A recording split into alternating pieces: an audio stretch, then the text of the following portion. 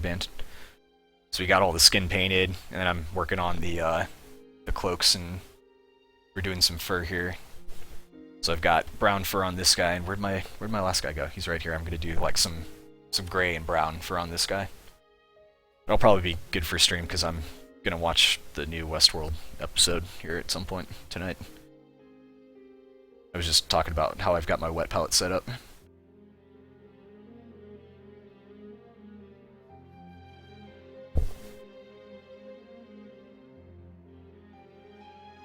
But yeah, for big board game stuff like that, like I think I'm pretty much almost to the point where I've got enough zombie side stuff that I think going full blown, like 3 layers, highlights and stuff like that, I just think it's completely out of the question at this point because it's so far back down my backlog of stuff to paint that if I'm ever gonna get all of it painted at some point, I think I just have to cut my losses and say we're going with the single base coat, solid base coat of colors.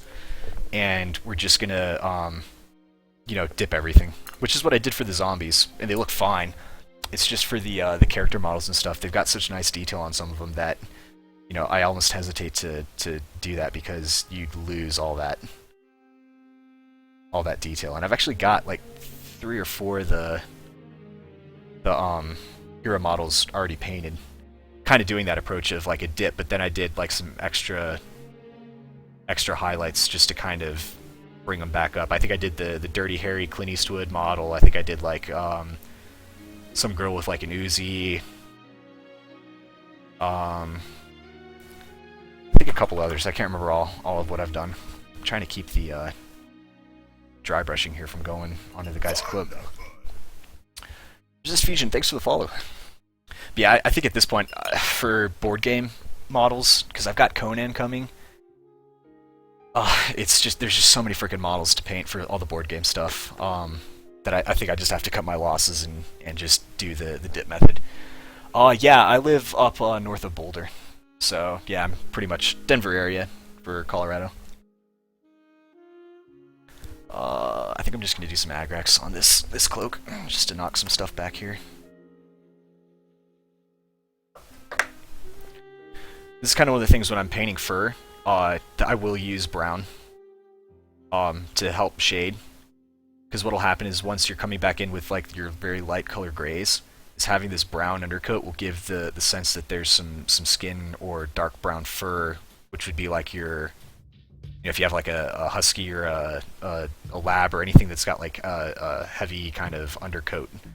The undercoat for the dog hair is typically like a brown color, and then as the edges of the hair go out towards the edge of the model, it would get more lighter colors. So having like a gray and then brown undercoat here not only adds some variety to the actual model, but just kind of adds a little bit more realism to it.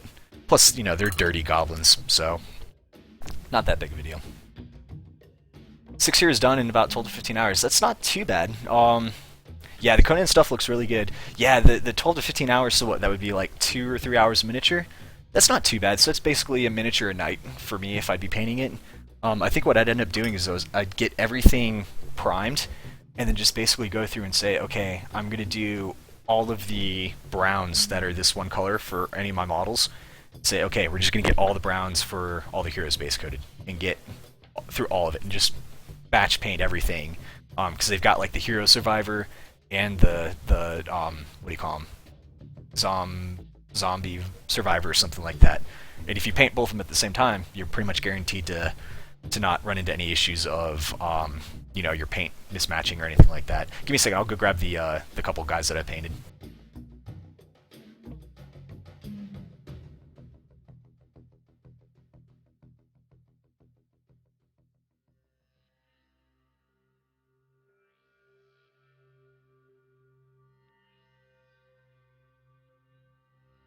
Yeah, so I've got, and I'm also being a what do you call it, masochist?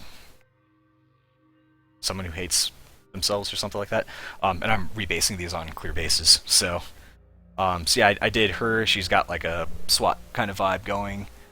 But you know, went a little heavier on the skin tones than I did the Clint Eastwood guy. So he was real simple, just brown, and you know, 2 layers of skin tones, and then like the Pam Anderson underboob, whatever,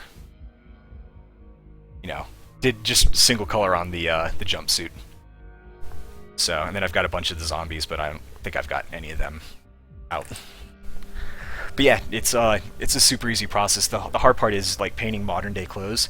Is I have like zero fashion sense, so it's like, okay, what color would you be wearing with a brown shirt? Blue pants, or like purple dress. What color shoes? I don't know.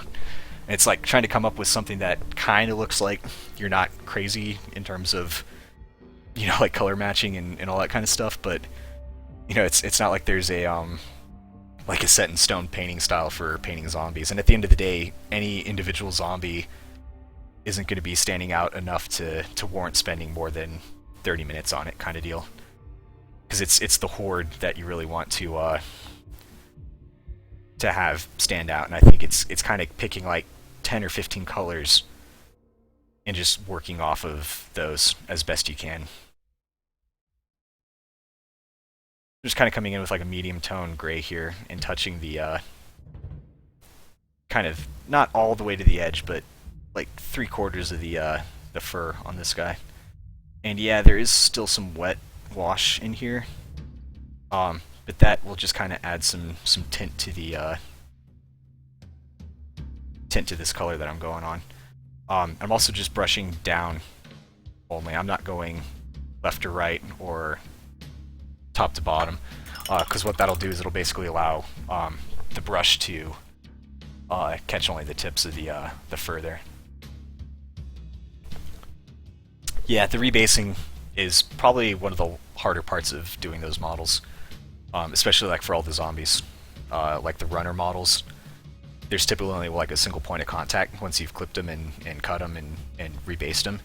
So it's like trying to get those guys to sit properly and not tip over, and that's what I just said for the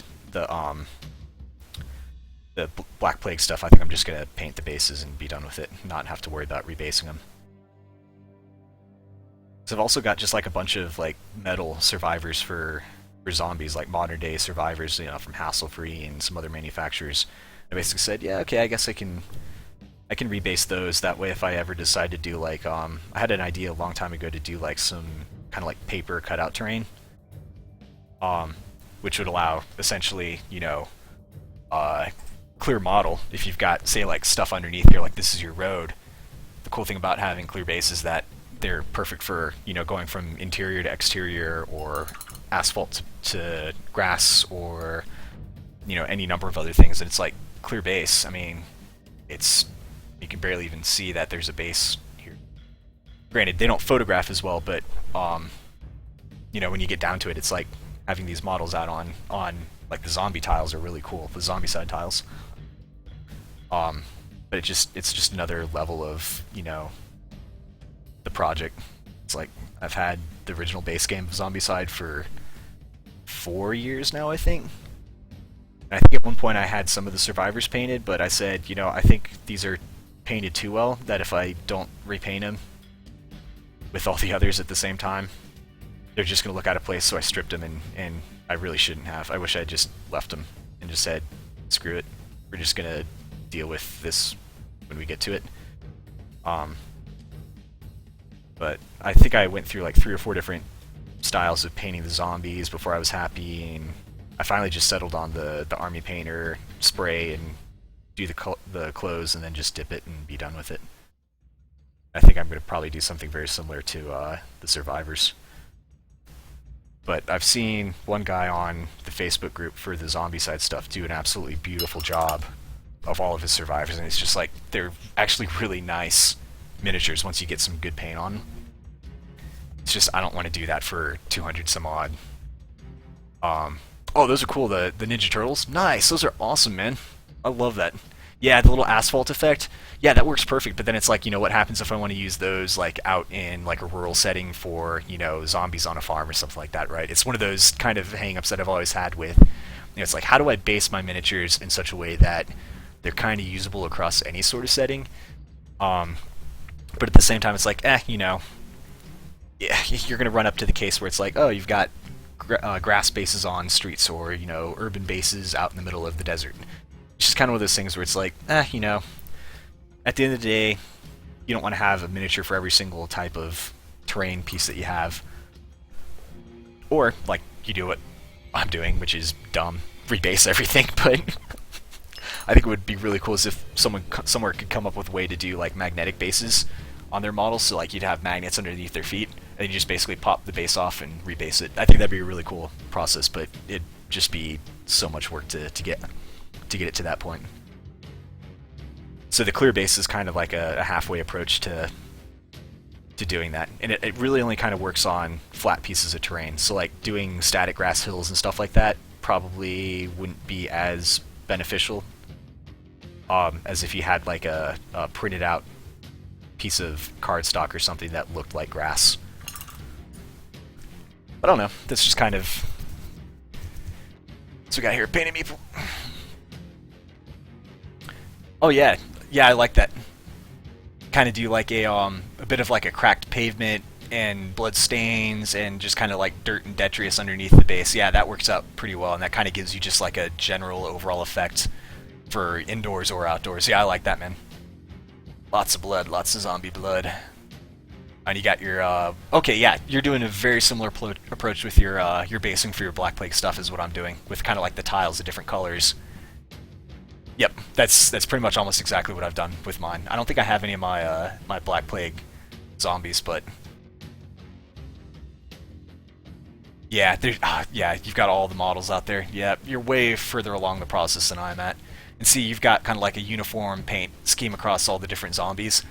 That's I want to say it's cheating, but at least you got your stuff painted. I want to do like each individual zombie's got like, you know, quartered patterns and, you know, all that. So it's like, you know, it's one of those things that's like, I'd love to be able to paint each zombie individually, but at the end of the day, it's like, you know, I've got to come up with like 2 or 3 schemes that I can just get these guys done with and onto the table, because I think when it comes down to it, they're just going to sit there for ages if I don't actually do a decent job painting them, or, you know, get them to a point where it's like, okay, I'm at least happy that there's, you know, like any 2 zombies next to each other won't look exactly the same.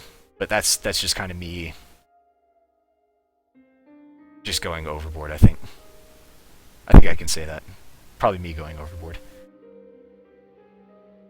Yeah, man, I like the basing approach that you took for your modern stuff. It gives it kind of like it can be out in the street, it can be inside. The one thing is that, you know, obviously if you do zombie stuff, like I plan to do, originally bought Zombicide just for the figures. Zombicide turned out to be a fun game on its own merit. I don't think anyone was really expecting it to take off as much as it did. I just bought it for the miniatures, honestly, for the first Kickstarter. I was like, I just want some zombies. It's like $100, you get like 80 zombies. Great, you know, sign me up. I don't even care if the game is that good. I just wanted it for the miniatures. Turns out the game is a blast. It's a great game to teach people who don't like play a ton of board games. It's like, you know, here, roll some dice, move your models, have a good time, and that's kind of it's been like an intro board game for a lot of people that I've met. They went on to buy, like, you know, the expansions and all that other kind of stuff. It's like, yeah, it's a fun game, right? See, you can be a nerd and not be completely ashamed of yourself. I think I actually have most of my prison like jumpsuit zombies painted. I think I've got most of them done. I haven't done anything with the toxics. I haven't done anything with the crawling zombies or anything like that. I don't even know how I'm going to rebase those, if I'm even going to be able to. I'm still trying to figure out how I'm going to rebase those zombies onto clear plastic. Or clear acrylic, rather. I don't know if I will or not. It's kind of one of those things where it's like, you know, they're like molded onto the base, and I don't know. I'd have to come up with like a way to like just cut straight through the model and just be done with it, but at the point where I need another piece of paper towel, or I guess I got a napkin from dinner tonight. My typical dry piece of napkin or paper towel or whatever is to the point where it's super saturated because I've been painting for almost 3 hours now. It's what I use to kind of dampen my brush, but then it's also what I use to do dry brushing, and it's like, that's not working because it's just making the paint more wet. So I'm just kind of coming back in with some medium tone tans